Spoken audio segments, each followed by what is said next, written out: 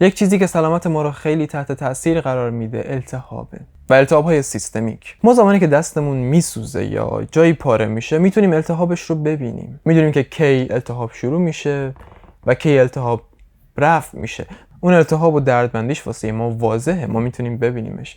ولی ما گاهن میتونیم دچار التهابی بشیم که نبینیمش و برخلاف التهاب‌های سطحی بدنمون سالها پنهان بمونه و اثرش رو روی ما بذاره.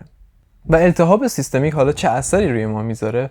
گاهن باعث میشه که ما زود رنج بشیم، نسبت به درد حساستر بشیم، سرما رو کمتر بتونیم تحمل کنیم. گاهن داخل هوایی که بقیه میگن خب هوا خیلی هم سرد نیست ما بلرزیم. التهاب سیستمیک باعث میشه که ما مودمون شکننده تر باشه، روحیه شکننده تری داشته باشیم و مودمون سریعتر تغییر کنه. التهاب های سیستمیک ما رو آسیب پذیرتر میکنن. و نکته جالبش اینه که این التهاب ها لزومی نداره بدونیم از کجا شروع شدن، روی همه بدن اثر میذارن. میتونه در نتیجه آرترایتیس باشه، میتونه بیماری التهابی روده‌ای باشه و همه اینها روی مغز هم اثر میذارن. میتونه یه عفونت ویروسی باشه. بنابراین ما باید حواسمون به التهاب های سیستمیک باشه.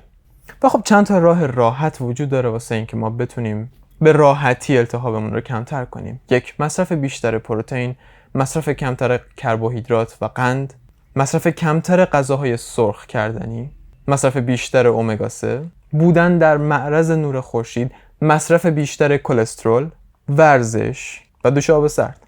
اینا یک سری از کارهایی هستن که ما خیلی راحت میتونیم انجام بدیم که التهابای سیستمیک بدن ما رو کم میکنه.